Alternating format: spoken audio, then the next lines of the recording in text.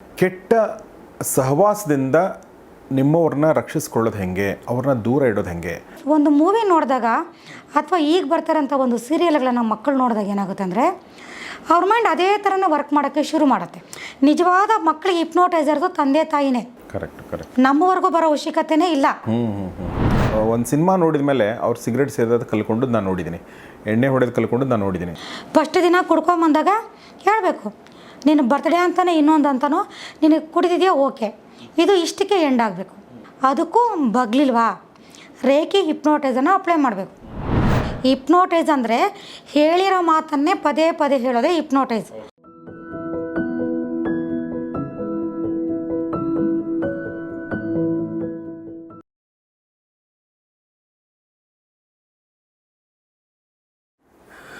ಸ್ನೇಹಿತರೆ ನಮಸ್ಕಾರ. ಗೌರಿ ಶಕ್ಕಿ ಸ್ಟುಡಿಯೋದ ವಿಶೇಷ ಕಾರ್ಯಕ್ರಮ ಫ್ಯಾಮಿಲಿ ಡಾಕ್ಟರ್, ನಿಮಗೆಲ್ಲ ಆತ್ಮೀಯ ಸ್ವಾಗತ. ನಾನು ಗೌರಿ ಶಕ್ಕಿ.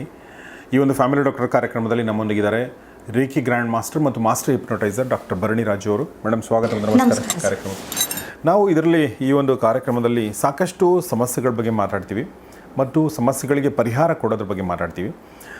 ಕೆಲವೊಂದು ಸಮಸ್ಯೆಗಳು ಇವೆಲ್ಲ ಡಾಕ್ಟರ್ ಹತ್ರ ಹೋಗಬೇಕಾ ಅನ್ನೋ ಒಂದು ಪ್ರಶ್ನೆ ಕೂಡ ಬರುತ್ತೆ. ಅಂದರೆ ನಾವು ಡಾಕ್ಟರ್ ಹತ್ರ, ಅಂದರೆ ರೆಗ್ಯುಲರ್ ಡಾಕ್ಟರ್ ಹತ್ರ ಹೋಗೋಕ್ಕೆ ನಮ್ಗೆ ಆಗದೇ ಇರುವಂಥ ಸಮಸ್ಯೆಗಳಿಗೆ ಇಲ್ಲಿ ಪರಿಹಾರ ಸಿಗುತ್ತೆ ಅಂತ ನನಗನ್ಸುತ್ತೆ. ಫಾರ್ ಎಕ್ಸಾಂಪಲ್ ಒಂದು ಪ್ರಶ್ನೆ ಈಗ ನಾನು ನೋಡಿದೆ, ಕೆಟ್ಟ ಸಹವಾಸದಿಂದ ನಿಮ್ಮವ್ರನ್ನ ರಕ್ಷಿಸ್ಕೊಳ್ಳೋದು ಹೆಂಗೆ, ಅವ್ರನ್ನ ದೂರ ಇಡೋದು ಹೆಂಗೆ?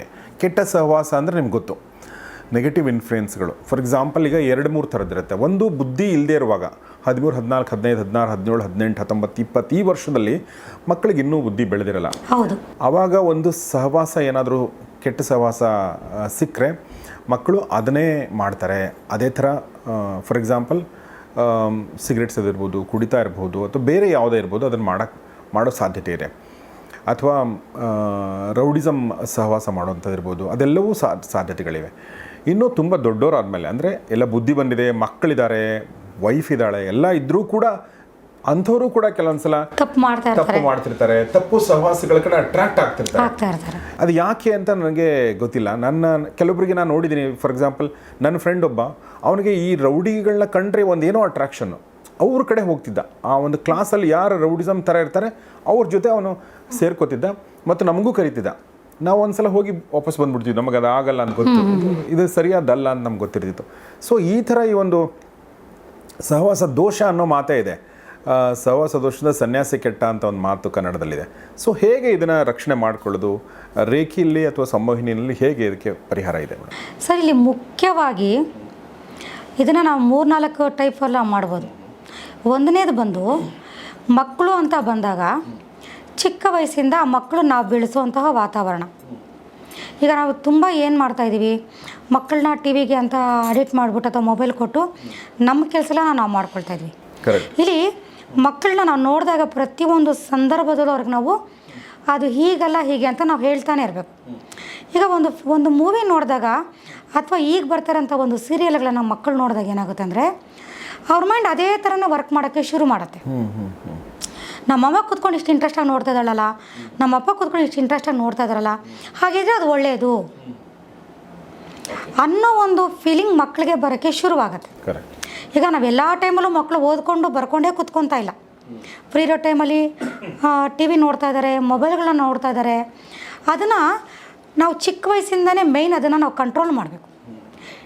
ಟಿ ವಿ ನೋಡೋದು ತಪ್ಪಲ್ಲ, ಒಂದು ಸೀರಿಯಲ್ ನೋಡೋದು ತಪ್ಪಲ್ಲ.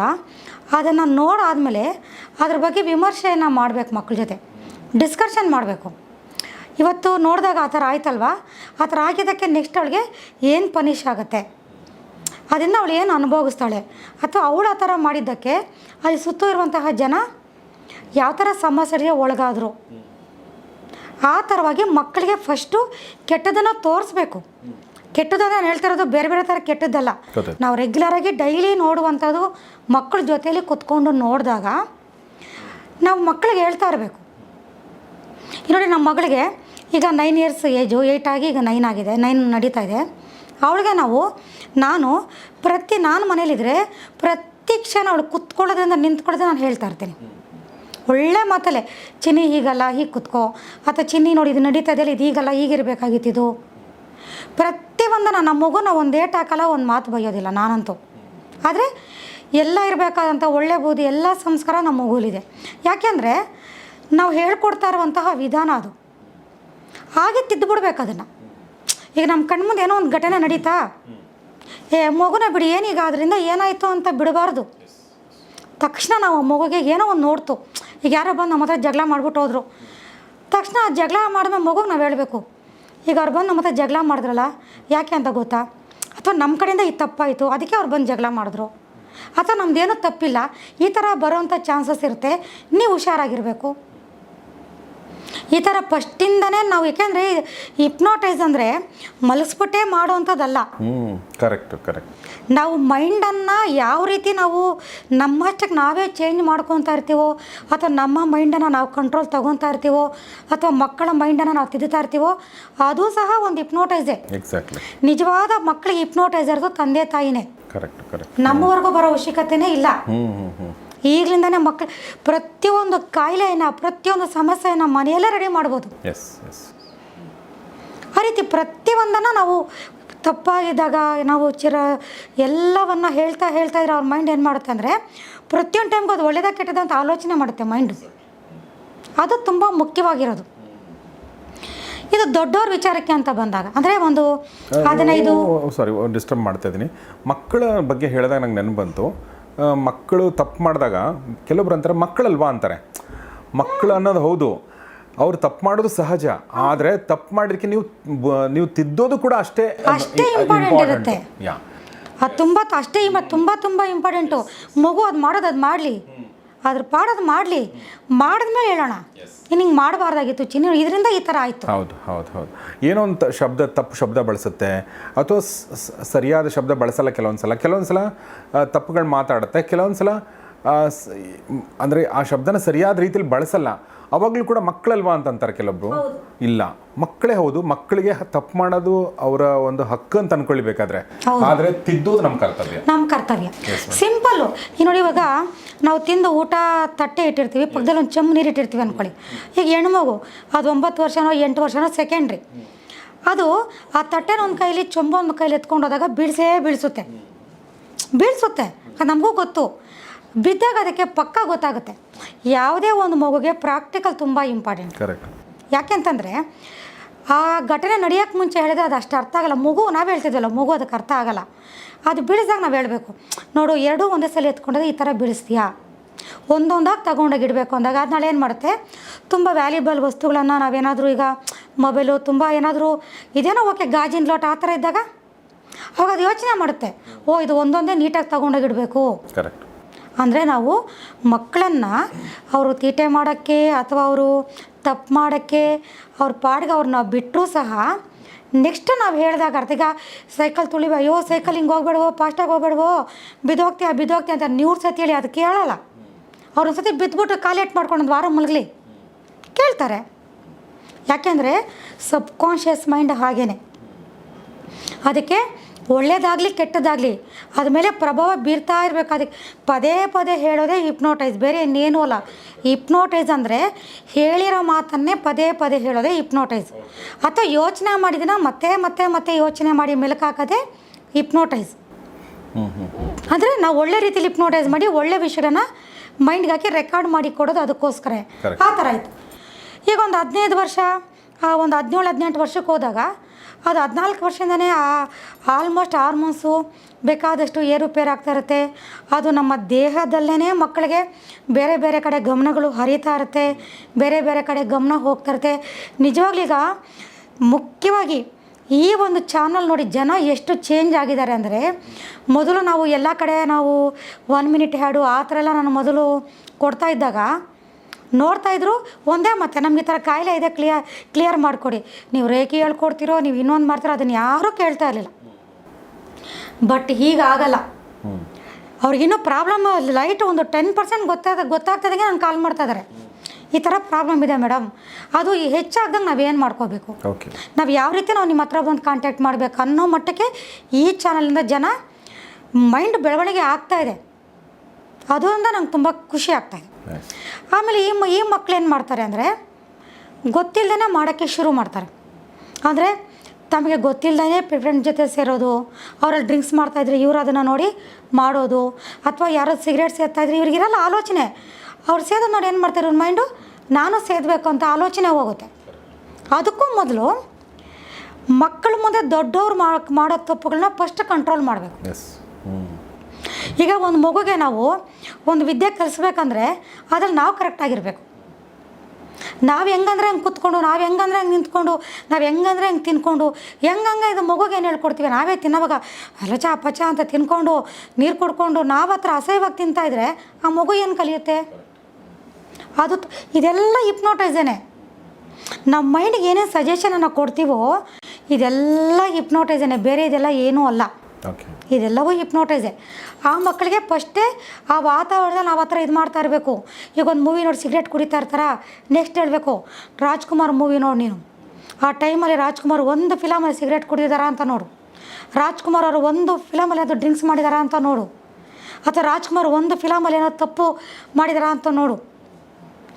ಆ ಥರವನ್ನು ನಾವು ಮಕ್ಕಳ ಮೈಂಡಿಗೆ ತುಂಬಬೇಕು. ನೋಡಿ ಇವ್ರು ಈ ಥರ ಎಲ್ಲ ಮಾಡ್ತಾಯಿದ್ದಾರೆ, ಅದೆಲ್ಲ ತಪ್ಪು.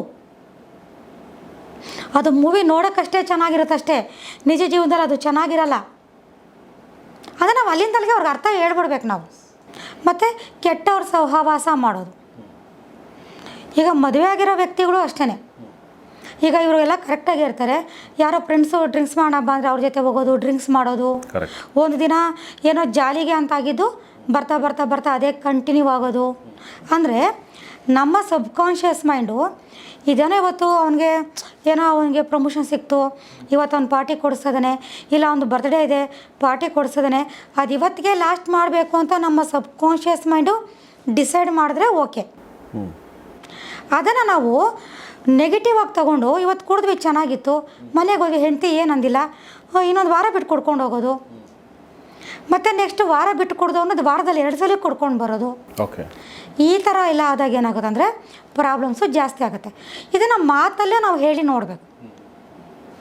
ಫಸ್ಟ್ ದಿನ ಕುಡ್ಕೊಂಬಂದಾಗ ಹೇಳಬೇಕು, ನೀನು ಬರ್ತ್ಡೇ ಅಂತಲೇ ಇನ್ನೊಂದು ಅಂತನೋ ನಿನಗೆ ಕುಡಿದಿದೆಯಾ ಓಕೆ, ಇದು ಇಷ್ಟಕ್ಕೆ ಎಂಡ್ ಆಗಬೇಕು. ಮತ್ತು ನೀನು ಇನ್ನೇನಾದರೂ ಒಂದು ರೀಸನ್ ಹೇಳ್ಕೊಂಡು ಮತ್ತೆ ಕುಡ್ಕೊಂಡು ಬಂದರೆ ಏನೋ ಒಂದು ಅವ್ರದ್ದೇ ಆದ ಪ್ರೀತಿಯಿಂದ ಬೆದರಿಸ್ತಾರೋ, ಇಲ್ಲ ಹೆಂಡ್ತಿಗಳು ಗೈ ಹೇಳಿದ್ರೆ ಅದನ್ನಷ್ಟು ಅದು ಅವ್ರವ್ರ ಸಂಸಾರ, ಅದು ಅವ್ರ ಅಂಡರ್ಸ್ಟ್ಯಾಂಡಿಂಗ್ ಹೆಂಗಿರುತ್ತೋ ಹಾಗೆ ಆ ಥರ ಮಾಡಬೇಕು. ಅದಕ್ಕೂ ಬಗ್ಲಿಲ್ವಾ ರೇಖಿ ಹಿಪ್ನೋಟೈಸನ್ನು ಅಪ್ಲೈ ಮಾಡಬೇಕು. ಇಲ್ಲಿ ಡಿಸ್ಟೆನ್ಸು ಹಿಪ್ನೋಟೈಸ್ ಇರುತ್ತೆ.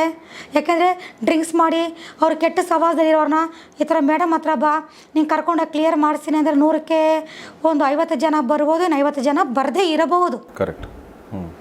ಬಂದವ್ರಿಗೇನೋ ಡೈರೆಕ್ಟಾಗಿ ನಾವು ಹಿಪ್ನೋಟೈಸ್ ಮಾಡ್ತೀವಿ, ಅವ್ರ ಮೈಂಡಿಗೆ ಏನು ಬೇಕೋ ನಾವು ಹೇಳ್ತೀವಿ. ಇಲ್ಲಿ ಕೌನ್ಸ್ಲಿಂಗ್ ಮಾಡ್ತೀವಿ, ಹಿಪ್ನೋಟೈಸ್ ಮಾಡೋವಾಗ ಕೌನ್ಸ್ಲಿಂಗ್ ಮಾಡ್ತೀವಿ. ಅವ್ರಿಗೆ ನಾವು ಸಹ ನಮ್ಮದೇ ಆದ ಒಂದು ದಾಟಿಯಲ್ಲಿ ನಾವು ಹೇಳ್ತೀವಿ. ಓಕೆ, ಬರದೇ ಇರೋರ್ನ ಏನು ಮಾಡೋದು? ಆಗ ಅವ್ರ ಹೆಂಡ್ತಿನೋ ಮಕ್ಕಳು ಅಥವಾ ಅವರ ರಿಲೇಷನ್ನು ಅವ್ರಿಗೆ ಹತ್ತಿರವಾಗಿ ಯಾರು ಇರ್ತಾರೆ ಅಂದರೆ ಅವ್ರು ಅದರಿಂದ ಹೊರಗಡೆ ಬರಬೇಕು ಅಂತ ಯಾರು ಬಯಸ್ತಾರೋ ಅವ್ರು ಬರಬೇಕಾಗುತ್ತೆ.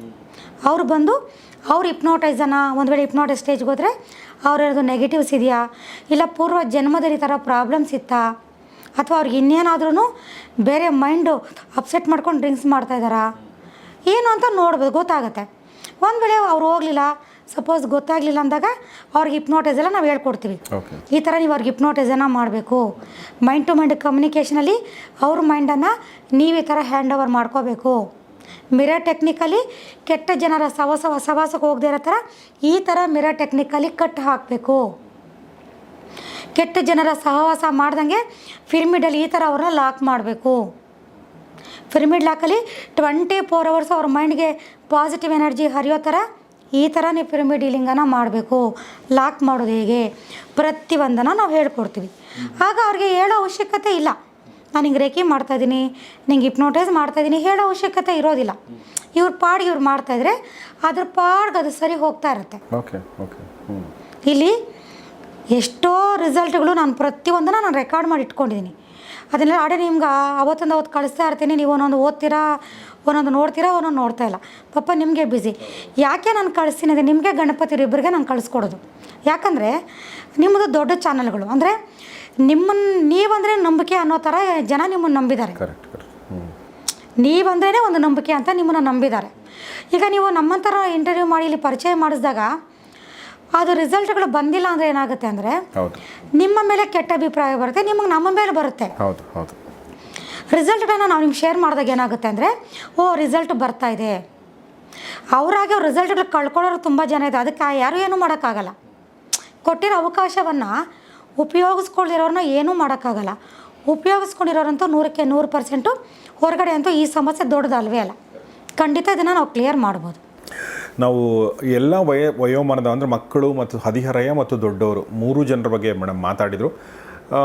ಅಂದರೆ ಯಾಕೆ ಇದು ಭಾಳ ಇಂಪಾರ್ಟೆಂಟ್ ಅಂತಂದರೆ ಪ್ರತಿಯೊಬ್ಬರ ಲೈಫಲ್ಲೂ ಕೂಡ ಈ ಥರ ನೆಗೆಟಿವ್ ಎಲಿಮೆಂಟ್ಗಳು ಎಂಟ್ರಿ ಕೊಡ್ತವೆ.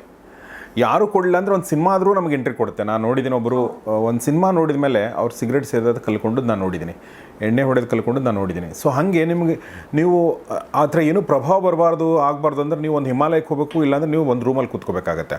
ಅದು ಮೊಬೈಲೆಲ್ಲ ಬಿಟ್ಟು. ಪ್ರಭಾವಗಳು ನಮ್ಮ ಮೇಲೆ ಬರ್ತಾನೆ ಇರ್ತವೆ, ಅಂದರೆ ದುಷ್ಪ್ರಭಾವಗಳು. ಸೊ ಹೀಗಾಗಿ ಅದರಿಂದ ನಮ್ಮನ್ನು ರಕ್ಷಣೆ ಮಾಡ್ಕೊಡ್ತಾನೆ ಇರಬೇಕಾಗತ್ತೆ. ಆಮೇಲೆ ಭಾಳ ಬ್ಯೂಟಿಫುಲ್ ಪಾಯಿಂಟ್ ಒಂದು ಹೇಳಿದರು, ಅಂದರೆ ಹಿಪ್ನಾಟಿಸಮ್ ಅಂದರೆ ಮಲಗಿಸಿ ಒಂದು ನೀವೆಲ್ಲ ಕರ್ಟನೆಲ್ಲ ಮುಚ್ಚಿ ನಿಮಗೆ ಆ ಥರ ಅಲ್ಲ ಹಿಪ್ನಾಟಿಸಮ್ ಅಂತಂದರೆ ಈಗ ನಾನು ನಿಮಗೆ ಮಾಡ್ತಾ ಇರೋದು ಕೂಡ ಒಂಥರ ಹಿಪ್ನಾಟಿಸಮೇ ಅಲ್ವಾ ಮೇಡಮ್? ಅಂತಂದರೆ ನಾನು ನಿಮಗೆ ಗೈಡ್ ಮಾಡ್ತಾ ಇದ್ದೀನಿ. ಫಾರ್ ಎಕ್ಸಾಂಪಲ್ ಹೇಳ್ತಾರೆ ನನಗೆ, ಅಥವಾ ನನ್ನ ತಂದೆ ನನಗೆ ಏನು ಹೇಳಿದರು ಚಿಕ್ಕವರಿದ್ದಾಗ, ಅದು ಹಿಪ್ನಾಟಿಸಮೇ. ಇವ್ರ ಮಗಳಿಗೆ ಹೇಳೋದು ಹಿಪ್ನಾಟಿಸಮ್, ಅಥವಾ ನೀವು ನಿಮ್ಮ ಮಕ್ಕಳಿಗೆ ಹೇಳೋದು ಕೂಡ ಹಿಪ್ನಾಟಿಸಮೇ. ಸೊ ಹಿಪ್ನಾಟಿಸಮ್ನ ನಿರಂತರವಾಗಿ ನಡೆಯುವಂಥ ಪ್ರಕ್ರಿಯೆ, ಅದರ ಉದ್ದೇಶ ಒಳ್ಳೆದಿರಬೇಕಷ್ಟೇ. ಸೊ ಕೆಟ್ಟ ಉದ್ದೇಶ ಇಟ್ಕೊಂಡು ಹಿಪ್ನಾಟೈಸ್ ಮಾಡೋರು ಕೂಡ ಇರ್ತಾರೆ, ಅವರಿಂದ ನೀವು ದೂರ ಇರಬೇಕು. ಅಕಸ್ಮಾತ್ ಆ ಥರ ಸಮಸ್ಯೆ ಆದರೆ ಡಾಕ್ಟರ್ ಭರಣಿ ರಾಜ್ ಅವ್ರನ್ನ ಸಂಪರ್ಕಿಸಿ ಹಿಪ್ನಾಟಿಸಮ್ ಮೂಲಕ, ರೇಖಿ ಮೂಲಕ ಈ ಸಮಸ್ಯೆಗಳನ್ನ ನೀವು ದೂರ ಮಾಡ್ಕೊಳ್ಳಿ ಅಂತ ಹೇಳ್ತಾ ಈ ಕಾರ್ಯಕ್ರಮ ಮುಗಿಸ್ತಾರೆ madam. Thank you very much. ನಮಸ್ಕಾರ ಸರ್. Thank you. ನೋಡ್ತಾರೆ ಗೌರಿ ಶಕ್ತಿ ಸ್ಟುಡಿಯೋ, ನೋಡ್ತಾರೆ ಫ್ಯಾಮಿಲಿ ಡಾಕ್ಟರ್ ಕಾರ್ಯಕ್ರಮ. ನಮಸ್ಕಾರ.